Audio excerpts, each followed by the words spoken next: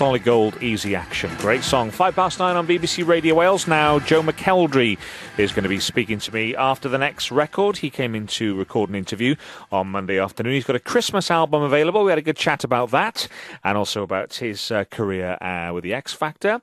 And also he's doing a big UK tour at the moment. He was in Cardiff St David's Hall on Monday night. So that's coming up for you after the next record.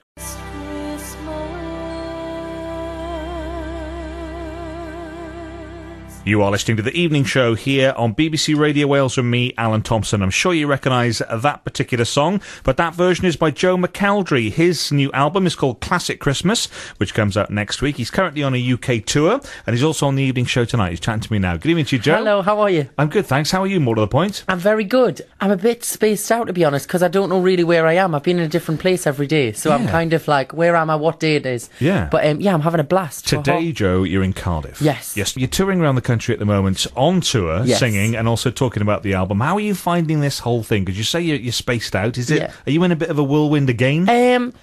To be honest, since, you know, the X Factor kind of happened, I've been in a constant whirlwind. But it's fun. I really enjoy it. It gets hectic sometimes. But, you know, as long as I get a bit of time at home, or, like, I have a day off tomorrow, so I'm going home for the day, and that sorts us out. One day and I'm fine, and then I'm back in the game. Do you think about your life post-X Factor and after X Factor? Because obviously your life changed radically in that particular period. Was it 2 years, 3 years ago? Two years ago. I think it's 3. It'll be 3 years in January. Yeah. Yeah. So is that how it is in your mind? Because obviously it must be radically different. Well, yeah, it is. Career-wise, it's very different, and obviously I'm experiencing a lot of things that I wouldn't have been able to experience. But personally-wise, I've tried to keep everything the same, you know, in terms of I never moved away from where I was brought up.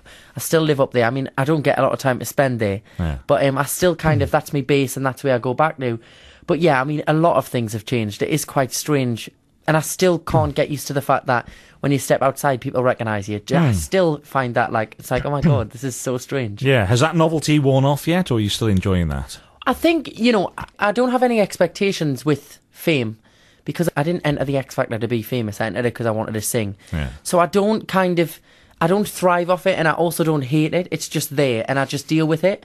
And I enjoy meeting people, and I enjoy meeting people that support me and my music.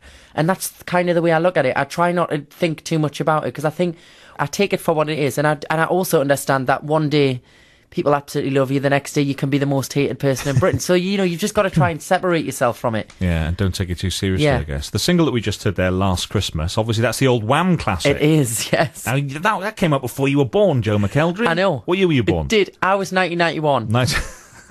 Yeah. So that was 84, I think, 85, something like that for Wham. So an old favourite of yours? Well, I grew up, I mean, you know, although it was before my time, I grew up listening to that. You know, I mean, it's been a massive Christmas song every year since I was born. Yeah. And I absolutely love George Michael, I love Wham, I love Christmas. So the idea of having this as a single and having the album out as well with all the Christmas, well, my Christmas favourites, is brilliant. I'm so excited about it. Yeah, when you go near a song that's so famous and so legendary as the Wham version of that, does that bother you, or do you just think, oh, I'll just go in and sing it? Well, I mean, obviously I want to take on the challenge and try and produce something that's as near as good enough.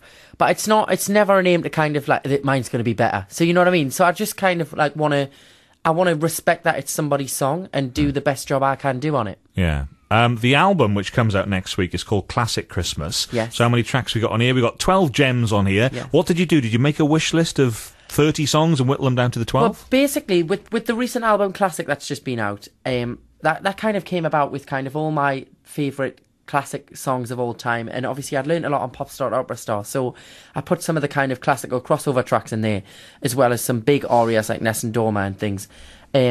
So with this one I kind of wanted to do the same kind of concept of all my favourite classic all-time Christmas songs, but obviously a few that I've been introduced to along the way with like exploring the classical stuff. So like Santa and Natale, and you know, you've got Oh Holy Night on there, which is a duet with Rolando, and things like that. So, you know, just mixing it up a bit and trying new things, and then you get the pop ones like Last Christmas, Driving Home for Christmas, When a Child is Born, the big ballads. I Believe in Father Christmas is on here, my favourite, the old Greg Lake jam. That's a great song. Yeah, and we've done them all with an orchestra as well, so you get like all the sleigh bells on there, and it's so Christmassy. I recorded it in October, and it was when can you remember the heat wave, when it was like 3 weeks of boiling hot heat? Yeah.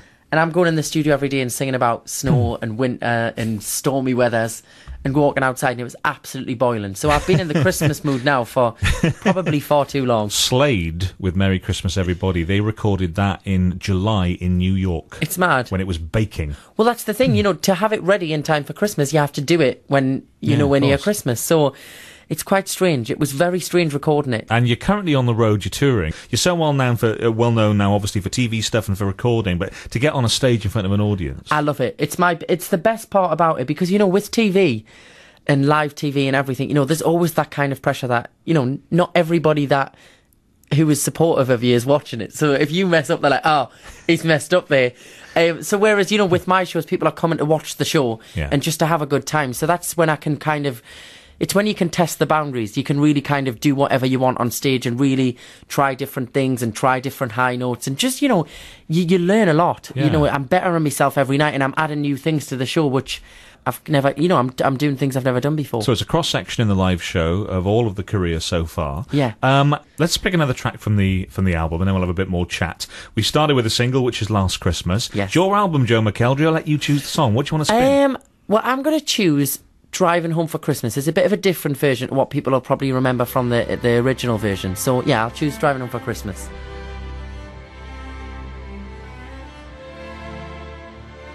It's the evening show on BBC Radio Wales with me, Alan Thompson. Joe McElderry is my special guest on the programme tonight, talking about his brand new album. Well, it's coming out next week, in fact, ready for Christmas. It's called Classic Christmas, and that was the old Chris Rea hit, Driving Home for Christmas, with a Joe McElderry angle to it. Nice job. Yeah, good song.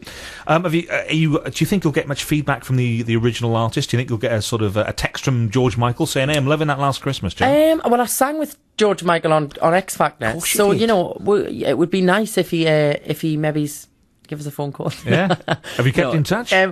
No, I literally met him on the day we sang, and I had a lovely chat with him, and he gave us so much advice. But I don't know him well enough to just ring up and have a chat about. But he's always been supportive, and I was absolutely honoured that he came along and sang and took the time out to sing with us. So I'm more than happy if he doesn't phone. When did they tell you? When do you find out, when you get to the final, when do you find out who you're going to be singing with on the X Factor? Well, you don't find out, really. What happens is, we got the songs on the Monday, and they were like, we want you to sing Don't Let the Sun Go Down on Me for the final song.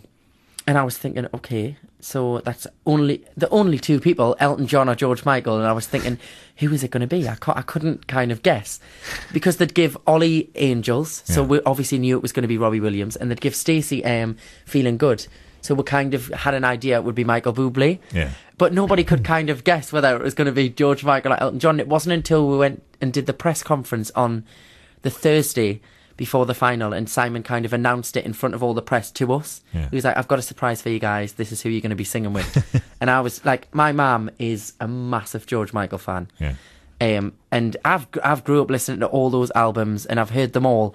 So I was a fan as well. So when I got told, I was like, oh my God. And excited, but at the same time, absolutely petrified. Because, you're standing next to one of the world's biggest stars, and it's on the biggest TV show in the country. And are they nervous as well? Those big stars, when they appear in the final of the X Factor singing, I mean, were they nervous also? I think, to be honest with you, every artist that performs on that show is, no matter how big you are or how well known you are or how experienced you are, there's something that happens in that studio that you just feel the atmosphere, and you feel that so many people are watching it. Yeah.